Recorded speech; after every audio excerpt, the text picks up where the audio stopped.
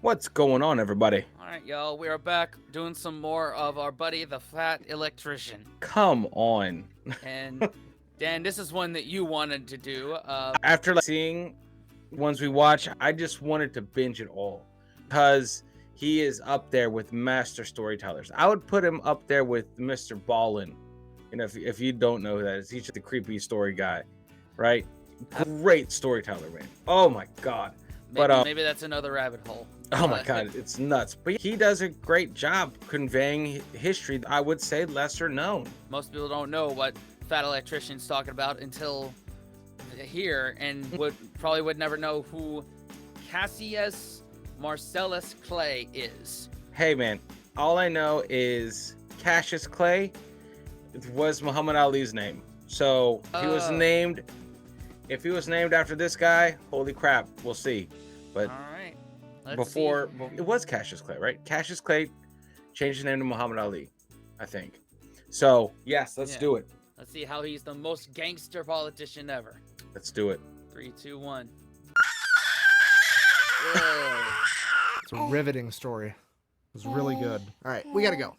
I gotta tell the internet about the guy I named you after, okay? You gotta go hang out with Mom now. Today we're talking about the most gangster politician in American history. Ladies and gentlemen, Cassius Marcellus Clay, aka the Lion of Whitehall. Whitehall being his family home that he grew up in Kentucky as the son of one of the richest slave owners in all of America. While going to college at Yale to become a lawyer, he would attend a speech from a famous abolitionist by the name of William Lloyd Garrison, and that speech would change the entire trajectory of Cassius Clay's life as well as American history. It is at that moment that Cassius Clay decided he was not only going to be quietly opposed to slavery, but that he was actively going to fight against it. He would be set down the path to become the most influential abolitionist of all time. Oh god, forgot to do the ad. Hold on. Sorry for bothering the video. Real quick, this video is brought to you by the biggest sponsor of the channel and my favorite sporting goods store, Shields. They've got over 30 retail locations across the United States and an even better online store that I'm going to have linked down below, and if you use my code, you're going to get free shipping. They've got everything you could imagine there. This is where I got this shirt. It's where I got this backpack. All of it was on sale. It was a great deal. Again, use my code down below. You're going to get free shipping. Back to the video. Oh, wait, hold on. I forgot to mention, Muhammad Ali's original name was Cassius Clay. Yeah, he was actually named after this guy too. Anyways, back to the video. Bye-bye. If you don't know... There you go. There you go. Yep, there you go. Okay, cool. You were 100% right before we got into this. Yes. Oh my god. Yeah. So that's nuts. He was the son of a slave owner. And was quietly against slavery and fought the good fight for that. Okay, man. That's nuts. It'd be like if you were the son of never mind. I don't need like let's say we're like the son of someone that worked at a Ford, owned Ford, right? And then you're like hate vehicles. You know, you're opposed to view. Like, I know that's a terrible analogy, but I'm just saying that's nuts in the family. Yeah, that's like two fucking extremes. Or maybe you're like a son of a McDonald's, a global billionaire, and you start a health food. Yeah, do like that. Be like, what? Okay, all right. At this point in time, there's basically two different camps you could fall into for being anti-slavery. You could be an abolitionist or an emancipationist. An emancipationist is somebody that wants to vote it out over time, over the next 5, 10, 20 years, versus an abolitionist, which is somebody that believes we need to end slavery right now, and they're willing to fight about it. And in the case of Cassius Clay, he was willing to fight anyone, anywhere, anytime. You see, Cassius Clay wasn't just some nobody punk kid that went off to college and decided that he didn't like slavery. This was the son of one of the wealthiest slave owners in all of America. So for him to come out and voice anti-slavery views was a huge deal, and it pissed off a lot of people. So, being that this was the 1820s, what do you do when you're pissed off? You challenge somebody to a duel. So needless to say, the young Cassius Clay found himself partaking in an awful lot of duels, and he never ever lost. So, obviously, he's pretty good at it, and what do you do when you find something you're pretty good at? You want to keep doing it, right? Right. Yeah. So Cassius Clay starts challenging anyone and everyone to a duel that dares to oppose him. It became common knowledge in his community that Cassius Clay would be willing to fight the wind if it blew from the west and he wanted it to blow from the east. This man went on a dueling rampage, so much so that by the time he graduated college, he was considered to be the deadliest duelist in all of North America. This guy was putting slave owners in the dirt like he was Johnny Appleseed planting fucking fucking trees. He became known as the deadliest abolitionist of all time. So he graduates from college, goes back home as a lawyer. Shortly after that, his father passes away and leaves everything to Cassius Clay. Cassius Clay immediately frees all of his father's slaves, costing himself $40,000, which is roughly $2 million today. And then he even gives some of the slaves land and money on top of it. Absolutely infuriating the pro-slavery people in Kentucky. So what do you do when half the local population hates your guts? You run for public office, and that's exactly what Cassius Clay did. He served in the Kentucky State Legislature from 1835 to 1841, and then finally lost his re-election, to which the pro-slavery crowd breathed a huge sigh of relief because they finally defeated Cassius Clay, or so they thought. Clay immediately... Before we get to that second part, that's the type of person that needs to run for office, someone who's pissed off half the population. Love that, dude. Love that. So, like, man, simpler times. Simpler times then, man. Hey, you don't like me? Want to risk it? You know? I'll kill you. Yeah. I'll kill you. Yeah. Like, just, hey, the problem over. What would be more humiliating, being beat in a fight by Cassius Clay, or the fact that he represents you in the state legislature or Congress? Dude, it's just a simpler way to handle disputes. Duel it. There can only be one person walking away from a duel. Exactly. Come on. Yes.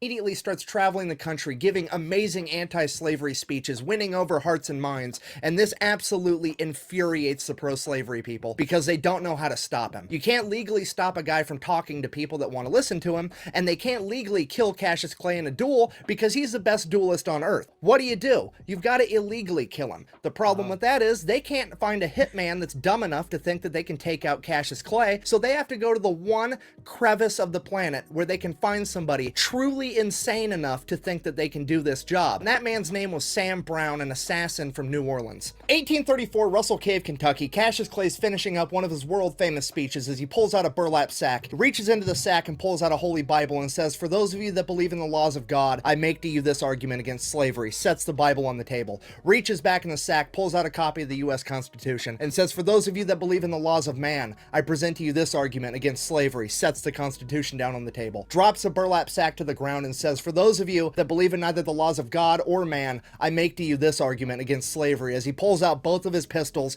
and sets them on the table, which I think we can all agree is gangster as fuck. And at this moment, Sam Brown comes up on stage and shoots Cassius Clay point blank in the chest. Luckily, Cassius Clay never leaves home without his trusted Bowie knife, which resides inside of a metal sheath, and that metal sheath would catch Sam Brown's bullet, saving Cassius Clay's life. At which point, Cassius Clay would draw his Bowie knife and charge Sam Brown. 6 of Sam Brown's friends in the audience tried to stop Cassius Clay. He would fight his way through all 6 of them, making his way to Sam Brown, promptly stabbing him in the chest, and then turning him into a Mr. Potato Head by cutting off his nose, lopping off his ear, and gouging out one of his eyes. Then the 6 men recovered and were able to peel Clay off of him. Not knowing what to do, knowing they couldn't stop Cassius Clay forever, they panicked, probably for fear that Cassius Clay was going to start shoving this guy's facial features up his ass next. They did the only thing they could come up with to get the two apart. They picked up their friend Sam Brown, threw him over a 7-foot-high stone wall. He fell down an embankment and into a creek bed to finally get Cassius Clay away from him. Somehow, Sam Brown survived, but not only was he lucky for that, he was also dumb as fuck because he then decided to take Cassius Clay to court because apparently after Cassius Clay stabbed him the first time, they were even on the whole assassination attempt thing,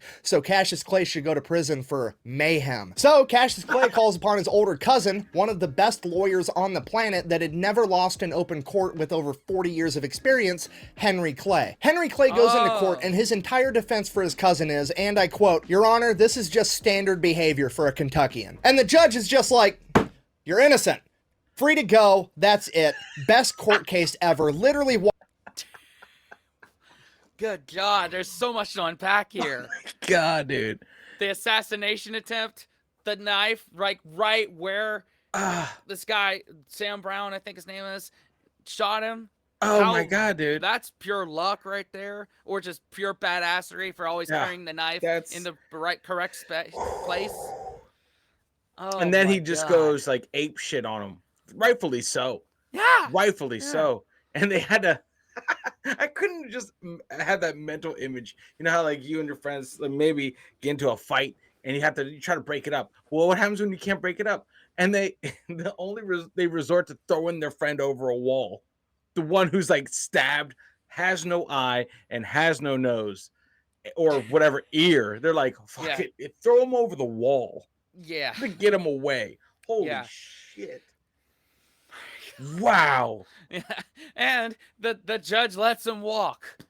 Yeah. Like, hey man, this guy tried to kill you, and apparently you didn't kill him, so looks like he got away. Yeah. And his argument, Henry Clay's argument was, that's just normal Kentucky behavior right there. Fair enough. I see your point. Done. Free to go. Nuts. Good God. Oh, I loved stuff back then. Yeah. It's nuts. Just no freaking rules, man. Or not as many. Shoot. Oh, man. Walks in and just goes, I thought this was America. Huh? Isn't this America?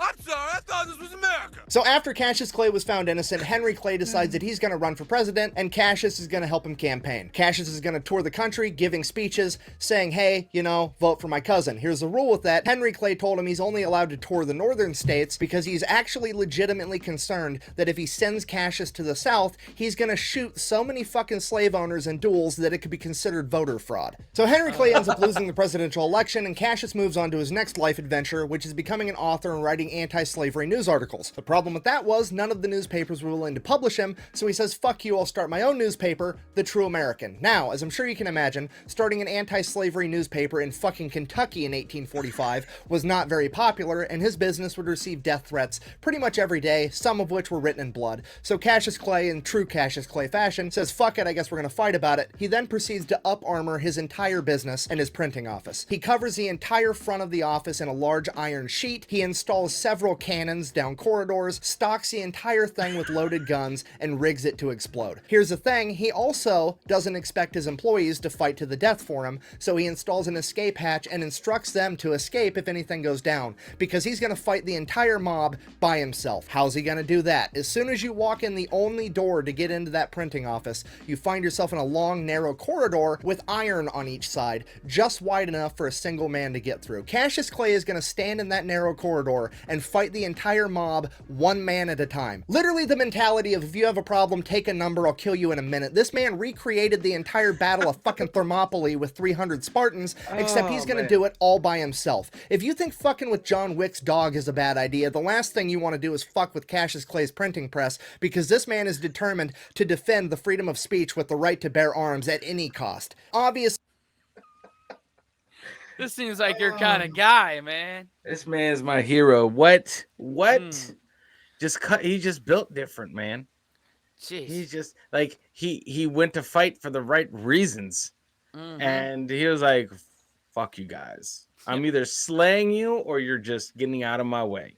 Man, if you're like, I'm probably going to say something controversial here, but if you go to the most MAGA Republican place in America and open up an LGBTQIA plus safe space, like, I think that's how you gotta defend it, is every single booby trap ever. Yeah, or escort people in. Anything MAGA related in, let's say, one of those Californian hipster dipster places. Yeah, San Francisco probably. Yeah. One of those. You know? Or Portland. That's in Oregon, but still. Yeah, Portland. Yeah, but man, that's nuts. It's nuts, man. Yeah, that's this man is my hero. Oh man, Cassius Clay. Cassius Clay, sorry. Ugh. This escalates to Cassius Clay defeating an entire mob single-handedly. Right?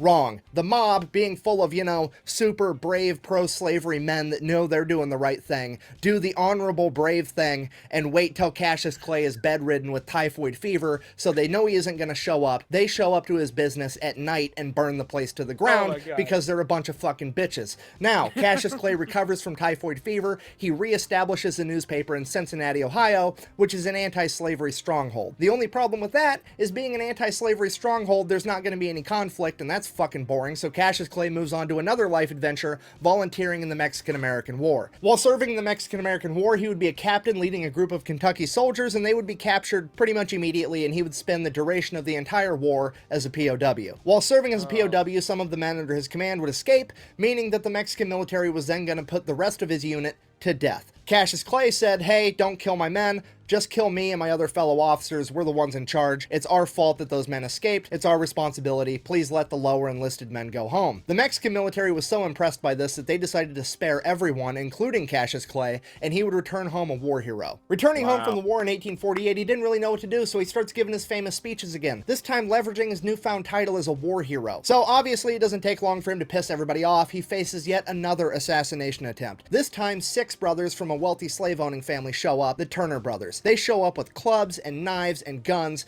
and they beat the living shit out of Cassius Clay with the clubs. They stabbed him multiple times. Cassius Clay whips out his trusted Bowie knife, starts opening up these brothers like they're fucking Amazon packages, making his way to the lead brother and stabbing him an excessive amount of times. We don't know how many times, but we do know it was a lifetime supply. Killing the lead brother, ending the assassination attempt, Cassius Clay would fall to the ground, nearly dead, and this would be the closest anybody ever came to actually killing Cassius Clay. When he was asked about it later on in life, all he said was, I felt the utmost indignation, which translates to, I was fucking annoyed. This man almost died. That's putting it lightly. Wow, man. I love that. I love that phrasing. He was stabbed a lifetime amount. A lifetime. I love that. Oh, shit. Man, come on. Hey, don't go after him, man. You Yeah, don't go yeah. after him. Just You don't fuck with him You don't fuck with Cassius Clay. at all, unless you're ready to lose limbs or life. Yeah. Shoot. Simple. Jesus Christ. From an assassination attempt, and he has the same attitude towards it that I have towards fucking fruit flies, okay? This dude is so metal, he deserves his own spot on the periodic table of elements. Cassius Clay then makes a full recovery from his injuries, starts giving his speeches again. 1853, he donates a large chunk of his land to John Fee, who uses it to found Berea College, the first co-educational and multiracial college in the South ever. Fast forward to 1860, Cassius Clay is giving speeches in Illinois where he meets a politician by the name of Abraham Lincoln, and they get along great. Cassius Clay is then slotted to become Abraham Lincoln's vice president. However, he's a little bit too Cassius Clay to be an actual big name politician like that, so they give the job to Hannibal Hamlin, and Cassius Clay becomes the ambassador to Russia. 1861 rolls around, the Civil War breaks out, Cassius Clay is in Russia. Cassius Clay not only convinces Russia to not side with the Confederates, but he convinces Russia to tell Great Britain and France that if they so much as recognize the Confederacy, Russia will go to war with them. Wow. And this was a humongous step that nobody talks about in the winning of the Civil War. And it is 100% because of Cassius. Wow. That's nuts. That's nuts. You know how big that, because if the UK and or France recognized the southern states of America, they would have gotten funding, and that's nuts that they didn't recognize the South, because all their cotton and everything came from the South, not really the North. Right, and had both UK and France recognized the South, they would have been blown to smithereens by Russia. Hell yeah, Cassius Clay. Wow. Yes. Hell yeah. How come I've never heard about this dude? This never gets talked about. Oh my God. See, what this the is why hell? we keep that Electrician on the channel, is to learn more about the bits of American history, the juicy parts of American history. Where's this guy's movie? Yeah, give this man a TV show. Oh my God. Yeah. Yeah, that would be a movie I would watch. Like, oh my God, that's nuts. That would be on the level of like Oppenheimer. Yeah. Like, come on. Fucking, I would see that so. I'd probably see that's a multiple viewership movie right there. Yeah. Woo. Clay. Fast forward to 1862. Abraham Lincoln wants to appoint Clay a major general in the Union Army. Cassius Clay publicly refuses the President of the United States, saying that he's not going to do it until the President signs the Emancipation Proclamation freeing the slaves of the South. Cassius Clay is literally the man that bullied Abraham Lincoln into prematurely signing the Emancipation Proclamation before he Wow. wanted to. And nobody talks about it. Fast forward again to 1865, the Union wins the Great American Scrimmage, the slaves are freed. Cassius Clay has achieved his lifelong goal at the age of 55, bringing an end to slavery in the United States of America. He then goes back to Russia again to serve as ambassador until 1869, and while he is there, he helps to broker the purchase of Alaska. This man is probably the most influential person in American history that you've never heard of. After returning home from Russia, Cassius Clay would live out the... Dude, so he bullied Lincoln into signing the Emancipation Proclamation early. What? And negotiated the purchase of Alaska. Which is the like just a win. Yeah. Getting Alaska from the Russians was a win. Like, so what he is he's Forrest Gump. Yeah. He's just in all of history somewhere. Yeah. He's just in all of it. Whatever Yeah. it is, he's just part of it. Nuts. Dude, this man needs his own movie, Cassius Clay. What the hell, man? Come on, Netflix. Like, Make it happen. like, dude. Okay, so he's integral, basically made Russia bully the UK and Northern Europe, right? Yeah. And then on the back end of it, he secures Alaska for the US. Wow. Nuts. Oh my God. Wow. Nuts, man. Ugh. person in American history that you've never heard of. After returning home from Russia, Cassius Clay would live out the rest of his days in Whitehall until the age of 80 years old, where he would be declared clinically insane, in hindsight most likely due to a severe amount of PTSD, as well as potentially dementia. He didn't die from it, he lived on for quite a bit longer. He just picked up a new hobby of fucking with the local sheriff because he was crazy now. Over the course of the next decade, Clay and the sheriff would have multiple run-ins that would be concluded when the sheriff and 7 deputies were repelled from Whitehall when Clay utilized his home defense cannon that he had at the top of his stairwell. At that point, the local sheriff would inform the local judge he will not be returning to Whitehall to tangle with Cassius Clay anymore unless the judge was willing to dispatch an entire company of the local militia to accommodate him. Then in 1900, 2 men would break into Whitehall, and Cassius Clay at the age of 89 would manage to kill both of them, one by gunshot and one, yet again, with his trusted Bowie knife. Then in 1903, at the age of 92, Cassius Clay would die of natural causes, or as they called it back then, general exhaustion, which is the most gangster way on the planet to go out. Literally just, I'm tired now, peace. And then he left. I'm pretty tired. Think I'll go home now. Just what you said. Forrest Gump.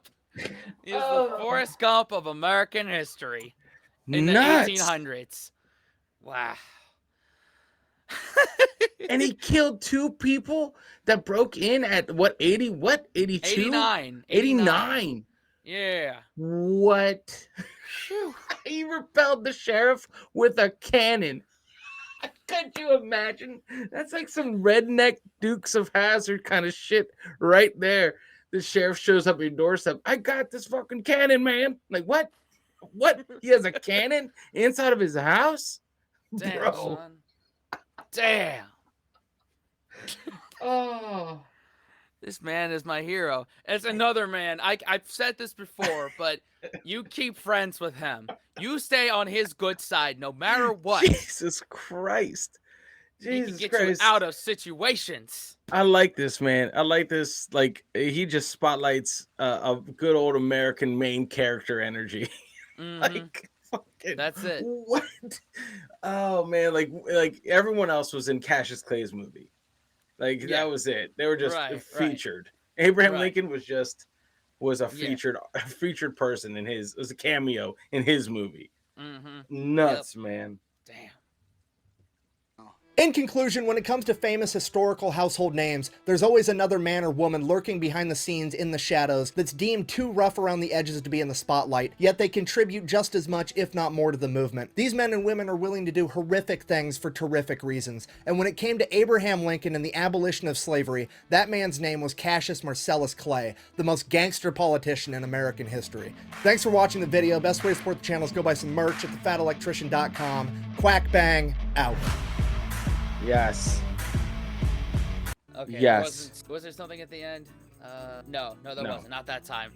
Got criticized for last time for not letting it play through. So Now we know this guy hides post-credit shit.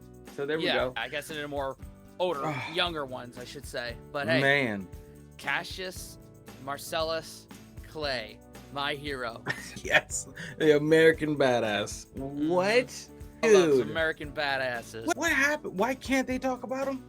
Because he's too rough around the edges. That's what history is, isn't it? That's reality. We're not Nuts. all sunshines and rainbows. Jesus Christ. I wish I would have known about him. That would have perked my ears up in history class. Wouldn't have slept through every history class except for sophomore year where I had a fun teacher. Shout out to Mr. Freeman. Other than that, man, That's nuts. this is what we need to be learning about. Man. Jesus, that's awesome. Mhm. Oh my God, I like this guy. And Yeah. if you guys are watching this for the first time, make sure you check his channel out. We've done 2 other reactions to him, and let us know which one you want us to check out next, because y'all have come out in droves for it, which really surprised us. And if y'all keep showing up, we'll keep Having 'em on. churning them out. Because it's hard for me not to binge them. Right. But I will promise you, I will be chomping at the bit to get to the next one. So, I'm with you. I'm with man, Jesus. you. Anyway, y'all, so around to subscribe and watch another video. What now, Dan? Unplug and do something legendary. See you next time. Later. Fellas, we could be that mistake. Let's do this.